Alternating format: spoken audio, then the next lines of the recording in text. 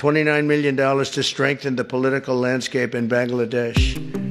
Went to affirm that nobody. রাজনৈতিক পরিমণ্ডল শক্তিশালী করার জন্য বাংলাদেশকে যুক্তরাষ্ট্র $29 মিলিয়ন অর্থ সহায়তা দিয়েছেন বলে কথা উঠেছে। দেশটির নতুন দপ্তর department of government association DOG গত 16 ফেব্রুয়ারি জানায় বাংলাদেশের জন্য নতুন ইউএস এইডের এই সহায়তা বাতিল করা হয়েছে। তবে কে বা কারা এই সহায়তা পেয়েছেন সেটি স্পষ্ট করা হয়নি।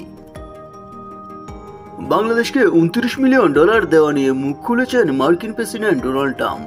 স্থানীয় সময় শুক্রবার 21 ফেব্রুয়ারি দেশটির গভর্নরদের নিয়ে আয়োজিত এক অনুষ্ঠানে ট্রাম্প বলেন, বাংলাদেশের রাজনৈতিক পরিমণ্ডল শক্তিশালী করার জন্য একটি সংস্থার কাছে $29 মিলিয়ন গিয়েছে, যেটির নাম কেউ কোনোদিন শুনেনি।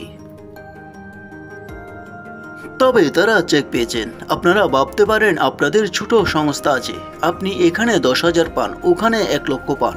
আমার যুক্তরাষ্ট্র সরকার থেকে আপনি $29 মিলিয়ন পেয়েছেন। বাংলাদেশকে দেওয়ার জন্য ওই সংস্থায় মাত্র 2 জন কাজ করে।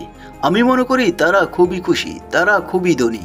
কয়েকদিন পর মহান ব্যক্তি হওয়ার জন্য বড় কোনো ম্যাগাজিনে তাদের ছবি প্রকাশ হবে। এছাড়াও ভোটারদের ভোটদানে উৎসাহী করতে $21 মিলিয়ন দেওয়া হয়েছে বলে দাবি করেছেন ডোনাল্ড ট্রাম্প। তিনি বলেন, আর $21 মিলিয়ন দিয়েছি আমার বন্ধু নরেন্দ্র মোদির কাছে ভোটারদের ভোট কেন্দ্রে আনার জন্য।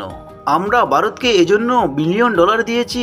আমাদের ব্যাপারে আর কি বলবেন? আমিও চেয়েছি ভোট কেন্দ্রে ভোটারদের উপস্থিত হোক। এদিকে বাংলাদেশের কোনো সংস্থা যুক্তরাষ্ট্রের কাছ থেকে $29 মিলিয়ন পেয়েছে বলে সেটি কখনো স্পষ্ট নয়। তবে বৃহস্পতিবার ভারতীয় সংবাদ মাধ্যম ইন্ডিয়া এক্সপ্রেস এক প্রতিবেদনে দাবি করে ভারত যুক্তরাষ্ট্রের কাছ থেকে নির্বাচনের জন্য কোনো টাকা পায়নি।